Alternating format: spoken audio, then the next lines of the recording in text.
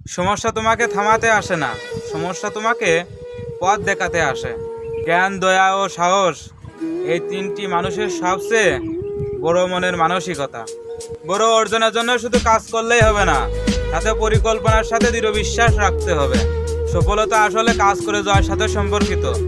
সফল ব্যক্তিরা কাজ করে এবং তারা ভুল করে, কিন্তু কখনোই থেমে থাকে না।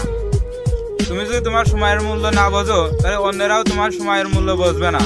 তাই তোমার সময়কে বাজে কাজে নষ্ট না করে তোমার সময়কে কাজে লাগাও এবং সফল হয়ে ওঠো। যদি তোমার সমালোচনা করার মতন কেউ না থাকে, তাহলে তোমার সফল হওয়ার সম্ভাবনা নেই বললেই চলে। সফলতা তখনই আসে যখন একজন ব্যক্তি তার সামর্থ্যের পুরোটা দিয়ে কাজ করে। যার মা আছে সে কখনোই গরিব নয়। আমি যা যা হতে চাই না কেন, আমি আমার মায়ের কাছে ধনী। তুমি কতটা ধনী সেটা নির্ধারণ হবে তোমার কাছে এমন কি আছে যা অন্য কেউ টাকা দিয়ে কিনতে পারবে না। রাতারাতি সফল হবার চিন্তা করো না, বড় সফলতা একবার অর্জনের চেয়ে ছোট ছোট সফলতা অর্জনে অভ্যস্ত হও। আর এই অভ্যস্ততা তোমাকে দীর্ঘস্থায়ী সফলতা এনে দেবে। শুধু মনে রেখো, কোনো খেলায় দর্শকরাই চেঁচামেচি করে, খেলোয়াড়রা নয়। তাই খেলোয়াড় হয়ে ওঠো।